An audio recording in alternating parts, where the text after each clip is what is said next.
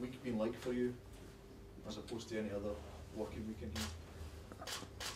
Well, there's been a great deal of speculation, as there has been since Stuart resigned, but I think more so this week because we're getting to the final stages, so I believe, for the ownership of the club, and the final stages for the announcement of a new manager. So, but I think, you know, when it gets to a certain stage, you know, I think from Tuesday, Wednesday onwards, we've got a really important game tomorrow, which I think everything else can take a little back seat from my point of view, because I think the preparation for the players is of utmost importance for a difficult game, and then we've got two after that, which we don't want to go too far in front of ourselves, but the three games that we've got coming up are against the two teams below us at the moment and the team directly above us. So that has been the main topic of conversation in and around the dressing room for me and the players. Can you just tell us then what you're able to say, or what you know of the situation in terms of the managerial situation? Obviously you had your own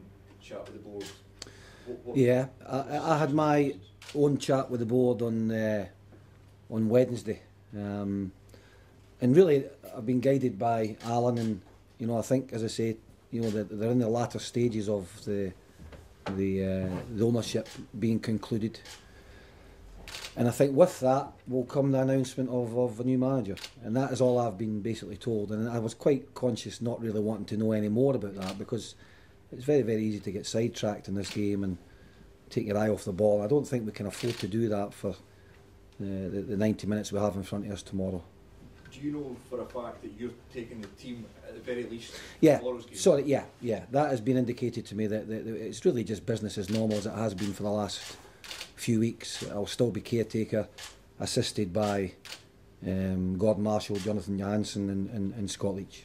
And as you understand it, are you still in the running for the job as much as anyone? Well, I've not been told anything otherwise, so I would imagine that it's still very much in the melting pot, shall we say. You've obviously been a very successful number two here. Is that something that you think could continue if you weren't to get the job? I don't want to get obviously too far ahead of ourselves, but is that something you think would be possible? Well, anything's possible. I think you've got to really just weigh up all the pros and cons, whatever the outcome of the appointment's going to be, you know, and you'll take a step back and digest things first and foremost. But I think there's a lot of things that can and can't happen, and the one thing I do want to happen tomorrow is for us to get 3 points, and that's going to be, you know, absolutely vital for us. How confident are you the players have managed to put all the off-field stuff to one side and focus on this? Because like you say, it is obviously a huge game.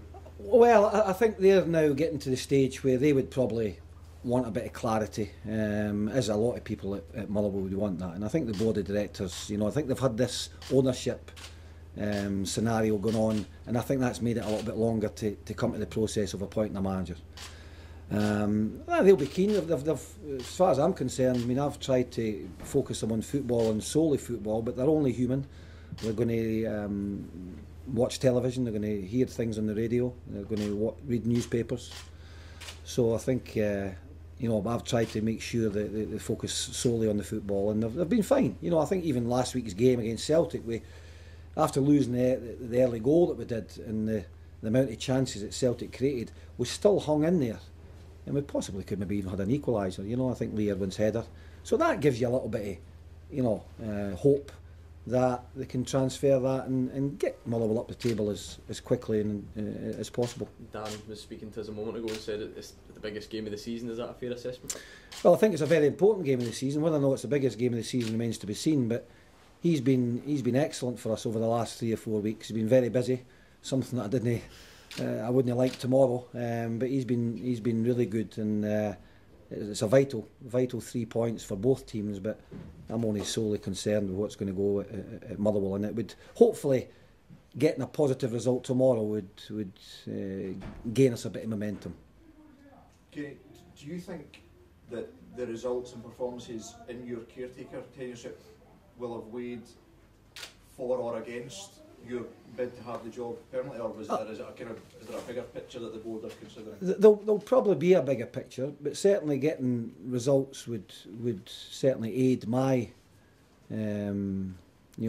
whatever's going to happen, it would certainly help my cause.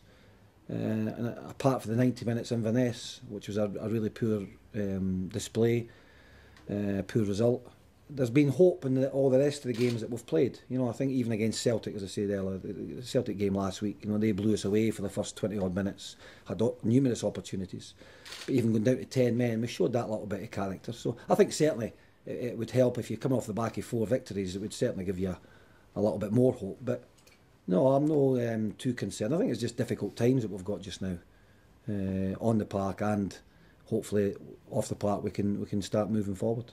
Do you think, Kenny, in regard to the managerial situation at other clubs at the bottom of the league, do you think it suits Motherwell to avoid any upheaval in the managerial situation over these 3 crunch games in the next couple of weeks?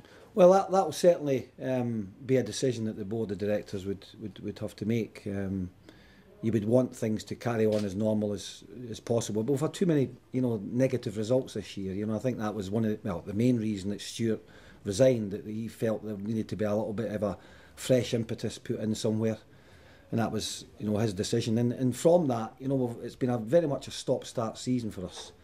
Not been many highs, been plenty of lows, and it does get to you. You know, I think we're getting into the habit now of make sure that we get positive results on a Saturday to gain that little bit of momentum, which indeed comes with confidence as well.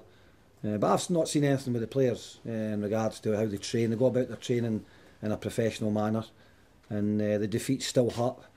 But just hopefully we can get a few more pluses. Ken, is there any team news for tomorrow's game? Yeah, it's something I don't like to talk about, but injuries, yeah, we've got a number of players who we're going to have a look at tomorrow. I think it's the same last week. We had one last week that missed out, was Mark O'Brien. He'll come back into the reckoning. We lost out with, Mark O'Brien missed last week. Ian Vigurs passed the fitness test last week, but we're going to have a look at Ian Vigurs again tomorrow, playing against his old club. And again, a couple of unnamed players that I don't really want to go and say. But you know, we've no had our troubles to seek in that department, and it's something that I've been well documented mentioning before, that it happens to a lot of clubs, injuries, stroke suspensions. You just got to deal with it. But it's something that we've been affected with by a number of times this season. Stephen Hamill still out? Stevie Hamill will be hopefully in the squad, yeah. Oh, yeah? Yeah. Excellent. Thank you, guys.